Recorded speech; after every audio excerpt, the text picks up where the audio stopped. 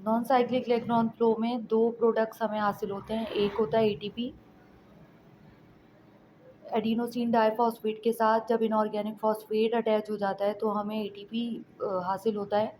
और ये जो एटीपी प्रोड्यूस हुआ है ये लाइट की मौजूदगी में हुआ है, तो हम इसको नाम देते हैं photo phosphorylation. Photo mean light और फॉस्फोराइलेशन का मतलब क्या है, एटीपी के साथ इनऑर्गेनिक फॉस्फेट जब अटैच होता है तो उस प्रोसेस को कहते हैं फॉस्फोराइलेशन। प्रोसेस लाइट की मौजूदगी में हो रहा है तो इस प्रोसेस को फोटो फॉस्फोराइलेशन का नाम देते हैं। इसके साथ साथ नॉन साइक्लिक इलेक्ट्रॉन फ्लो में हमें NADPH भी हासिल होते हैं। DPH जो है सोर्स ऑफ एनर्जाइज इलेक्ट्रॉन्स है। सोर्स ऑफ एनर्जाइज इलेक्ट्रॉन्स क्या है का मतलब क्या होगा कि इनके अंदर जो है एनर्जाइज इलेक्ट्रॉन्स मौजूद हैं, और एक NADPH जब टूटता है या एक NADPH जब ब्रेक होता है तो उसके रिज़ल्ट में हमें 3 ATP हासिल होते हैं। एक NADPH जब ब्रेक डाउन होता है तो उसके रिज़ल्ट में हमें 3 ATP जो है वो हासिल होते हैं। और ये भी जो है प्रोडक्ट जो है वो नॉन साइक्लिक इलेक्ट्रॉन फ्लो का प्रोडक्ट है। इसके अलावा नॉन साइक्लिक इलेक्ट्रॉन फ्लो में हमें ऑक्सीजन भी हासिल होती है। और ये ऑक्सीजन हमें कैसे हासिल होती है, वाटर के स्प्लिटिंग की वजह से। जब वाटर स्प्लिट होता है लाइट की मौजूदगी में तो उसको हम कहते हैं फोटोलाइसिस ऑफ वाटर। और फोटोलाइसिस ऑफ वाटर में हमें जब फोटोलाइसिस ऑफ वाटर होती है तो उसके साथ साथ हमें 2 हाइड्रोजन हासिल होते हैं, इसके साथ साथ 2 इलेक्ट्रॉन हासिल होते हैं, और साथ साथ हमें ऑक्सीजन का एटम हासिल होता है। तो एक वाटर का मॉलिक्यूल टूटता है तो 2 इलेक्ट्रॉन, इसके साथ 2 प्रोटॉन और ऑक्सीजन का एटम हासिल होता है। इसके अलावा जब दूसरा वाटर का मॉलिक्यूल टूटता है तो फिर 2 इलेक्ट्रॉन, 2 प्रोटॉन और फिर अगेन हमें ऑक्सीजन का एटम हासिल होता है। जब हम इसे नेट गेन करेंगे तो 4 इलेक्ट्रॉन हो जाएंगे, 4 प्रोटॉन हो जाएंगे, और हमारे पास एक ऑक्सीजन का मॉलिक्यूल हासिल हो जाएगा। तो हमने ये देखा कि नॉन साइक्लिक इलेक्ट्रॉन फ्लो में हमें एटीपी प्रोड्यूस होता हुआ दिखा, NADPH प्रोड्यूस होता हुआ दिखा, और हमें ऑक्सीजन का जो मॉलिक्यूल है वो बाय प्रोडक्ट के तौर पे हासिल हुआ। अब हमने नॉन साइक्लिक इलेक्ट्रॉन फ्लो को जब डिस्कस कर लिया तो हमारे पास एक और जो है वो फिनोमेना यहाँ पे लाइट रिएक्शन में मौजूद है, जो होता है जिसे हम कहते हैं cyclic electron flow. Cyclic electron flow का मतलब क्या है कि जब इलेक्ट्रॉन अपने इनिशियल सोर्स के पास रिटर्न बैक हो जाए तो हम उसको साइक्लिक इलेक्ट्रॉन फ्लो कहते हैं। ये चीज़ हमने पहले भी डिस्कस कर चुके हैं हम डिटेल से, और अब इसको डिटेल से दोबारा डिस्कस करेंगे तो इसको भी हम डिस्कस कर लेते हैं। ये जो साइक्लिक इलेक्ट्रॉन फ्लो है ये कहाँ पे होता है, क्लोरोप्लास्ट के थाइलाकोइड मेम्ब्रेन में जो है ये होता है। मैं पहले भी आपको समझा चुकी हूँ कि क्लोरोप्लास्ट के अंदर एक मेम्ब्रेन होती है जिसे हम थाइलाकोइड मेम्ब्रेन कहते हैं, और उसके अंदर जब इलेक्ट्रॉन्स फ्लो करते हैं साइक्लिक मैनर में तो उसे हम कहते हैं साइक्लिक इलेक्ट्रॉन फ्लो। ये पहले भी डिस्कस हो चुका है डिटेल से, आप मेरे प्रीवियस लेक्चर्स जो हैं देख सकते हैं। उन प्रीवियस लेक्चर में क्लोरोप्लास्ट का स्ट्रक्चर बहुत अच्छी तरीके से समझाया गया है। इसके अलावा ये जो साइक्लिक इलेक्ट्रॉन फ्लो है ये फोटो सिस्टम 1 को यूज़ करता है। साइक्लिक इलेक्ट्रॉन फ्लो में सिर्फ फोटो सिस्टम 1 इन्वॉल्व है, P700 इन्वॉल्व है, P680 इन्वॉल्व नहीं है। नॉन साइक्लिक इलेक्ट्रॉन फ्लो में फोटो सिस्टम 1 भी इन्वॉल्व होता है और फोटो सिस्टम 2 भी इन्वॉल्व होता है, लेकिन जो साइक्लिक इलेक्ट्रॉन फ्लो है उसके अंदर सिर्फ फोटो सिस्टम 1 इन्वॉल्वमेंट है। इसके अंदर जो रिएक्शन सेंटर है वो उसको हम क्या कहते हैं, P700। साइक्लिक इलेक्ट्रॉन फ्लो में हमारे पास जो रिएक्शन सेंटर है उसके अंदर जो क्लोरोफिल ए का मॉलिक्यूल है वो कौन सी लाइट को एब्जॉर्ब कर रहा है, 700 नैनोमीटर की लाइट को एब्जॉर्ब कर रहा है। इसके अलावा जो साइक्लिक इलेक्ट्रॉन फ्लो है उसके अंदर इलेक्ट्रॉन ट्रांसपोर्ट चेन होती है, जैसे नॉन साइक्लिक में होती है, इसमें भी साइक्लिक इलेक्ट्रॉन फ्लो में भी इलेक्ट्रॉन ट्रांसपोर्ट चेन होती है।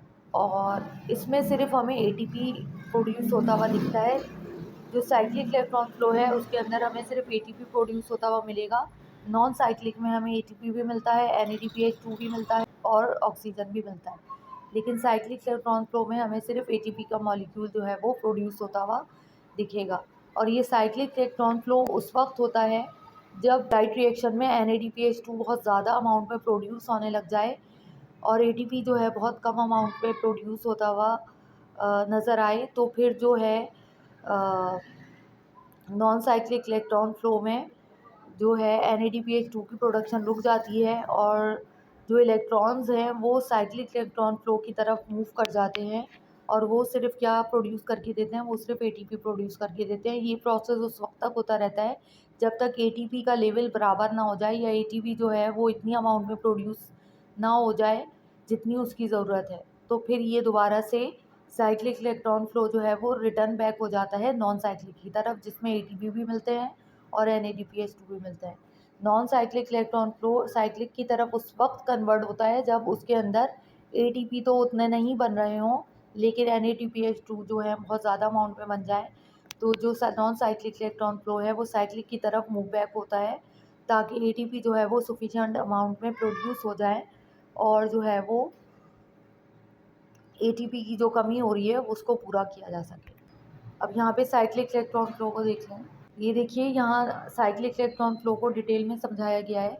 यहाँ पे रिएक्शन सेंटर कौन सा है, P700। यहाँ पे देखिए P700 का रिएक्शन सेंटर है और फोटो सिस्टम 1 है। इसमें जो क्लोरोफिल ए के मॉलिक्यूल हैं जो रिएक्शन सेंटर में मौजूद हैं वो कौन सी लाइट एब्जॉर्ब कर रहे हैं, 700 नैनोमीटर की लाइट को एब्जॉर्ब कर रहे हैं। आप लोगों को पता है कि जो 700 नैनोमीटर की लाइट होती है वो रेड लाइट का एरिया होता है। अब ये P700 के मॉलिक्यूल्स जो है इनके ऊपर जो है वो क्लोरोफिल के मॉलिक्यूल्स के ऊपर जब लाइट की एनर्जी पड़ी, फोटोन इन्होंने एब्जॉर्ब किए, तो इनका जो इलेक्ट्रॉन है वो अपनी ग्राउंड स्टेट से एलिवेट हुआ एक्साइटेड स्टेट में। एक्साइटेड स्टेट से एलिवेट होने के बाद ये चला गया प्राइमरी इलेक्ट्रॉन एक्सेप्टर के पास। प्राइमरी इलेक्ट्रॉन एक्सेप्टर है, इलेक्ट्रॉन एक्सेप्टर है। प्राइमरी इलेक्ट्रॉन एक्सेप्टर से ये दो इलेक्ट्रॉन जो हैं वो फेरेडॉक्सन के पास आएंगे और फिर फेरेडॉक्सन से ये इलेक्ट्रॉन जो हैं वो इलेक्ट्रॉन ट्रांसपोर्ट चेन में मूव होंगे। इलेक्ट्रॉन ट्रांसपोर्ट चेन में ये कहाँ पे आ जाएंगे, साइटोक्रोम BF के पास आएंगे। साइटोक्रोम BF से ये फिर प्लास्टोसाइनिन के पास आएंगे और फिर प्लास्टोसाइनिन से ये दोबारा अगेन जो है वो अपने इनिशियल सोर्स P700 के पास आ जाएंगे। और जब ये सारा फ्लो हो रहा होगा तो ये इस मुकाम पे यहाँ पे हमें क्या मिलता हुआ दिखेगा, ATP मिलता हुआ दिखेगा। यहाँ पे ATP produce through proton motive force. यहाँ पे जो ATP प्रोड्यूस होगा ये कैसे प्रोड्यूस होगा, प्रोटॉन मोटिव फोर्स की सूरत में। अब आपको पहले भी पता है कि यहाँ पे जो इलेक्ट्रॉन ट्रांसपोर्ट चेन है यहाँ पे मौजूद होती है प्लास्टोक्विनिन। ये प्लास्टोक्विनिन जो है वो इलेक्ट्रॉन्स को साइटोक्रोम BF की तरफ मुंतकिल कराती है, तो साथ साथ ये क्या करती है, दो हाइड्रोजन को स्ट्रोमा से पंप करके कहाँ पे ट्रांसफ़र कर देती है, ल्यूमन में ट्रांसफ़र कर देती है। थाइलोकॉइड मेम्ब्रेन की जो बीच की लेयर होती है उसको हम ल्यूमन कहते हैं।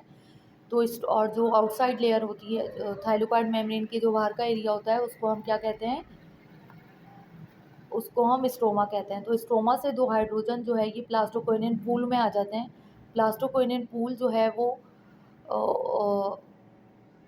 दो हाइड्रोजन को पंप कर लेता है एक्टिव ट्रांसपोर्ट के थ्रू ATP की एनर्जी लगाकर अपनी कम कंसंट्रेशन से ज़्यादा कंसंट्रेशन की तरफ। आप लोगों को ये बात अच्छी तरह से पता है कि ल्यूमन में जो है हाइड्रोजन की कंसंट्रेशन बहुत ज़्यादा है क्योंकि यहाँ पे वाटर भी स्प्लिट हो रहा है।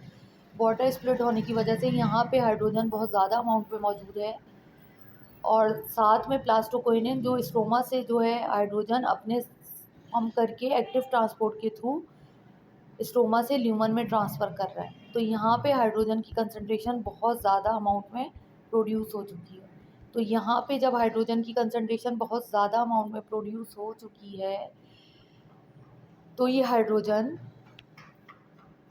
क्या करेंगे, ये हाइड्रोजन अपनी हायर कंसंट्रेशन से मूव करेंगे लोअर कंसंट्रेशन की तरफ। ये हाइड्रोजन अपनी हायर कंसंट्रेशन से मूव करेंगे लोअर कंसंट्रेशन की तरफ।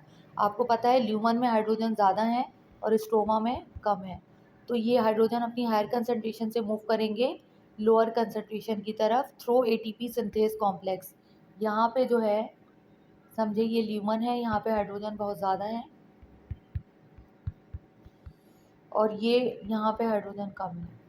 तो आपको पता है हाइड्रोजन अपनी हायर कंसंट्रेशन से लोअर कंसंट्रेशन की तरफ मूव करते हैं और इस प्रोसेस को क्या कहते हैं, केमियोस्मोसिस। इस प्रोसेस को क्या कहते हैं, केमियोस्मोसिस। ऑस्मोसिस का प्रोसेस आपको पता है, ऑस्मोसिस क्या होता है। ऑस्मोसिस एक ऐसा फिनोमेना है जिसमें चीज़ें मूव करती हैं या सॉल्वेंट के मॉलिक्यूल मूव करते हैं अपनी हायर कंसंट्रेशन से लोअर कंसंट्रेशन की तरफ थ्रू सेमी परमिएबल मेम्ब्रेन।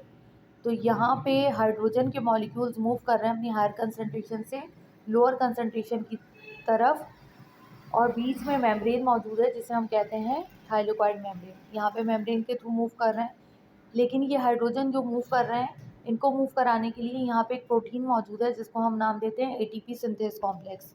इस प्रोटीन को हम नाम दे रहे हैं एटीपी इस प्रोटीन को हम नाम दे रहे हैं एटीपी सिंथेस कॉम्प्लेक्स। अब ये एटीपी सिंथेस कॉम्प्लेक्स है, इससे हाइड्रोजन के मॉलिक्यूल्स जो है मूव करेंगे अपनी हायर कंसंट्रेशन से लोअर कंसंट्रेशन की तरफ, इस तरह से जाएंगे। जब ये मूव करेंगे तो ये हाइड्रोजन जब मूव करेंगे तो साथ में क्या रिलीज होगी, एनर्जी रिलीज होगी। ये एनर्जी क्या कराएगी, एडीपी के साथ इनऑर्गेनिक फॉस्फेट को अटैच करा देगी, और यहाँ पे हमें क्या मिल जाएगा, एटीपी मिल जाएगा। तो यहाँ पे सिर्फ सिंपल एटीपी लिखा हुआ है, लेकिन मैंने आप लोगों को डिटेल में बता दिया है कि एटीपी कैसे बनेगा। तो आई होप आप लोगों को समझ में आ गया होगा।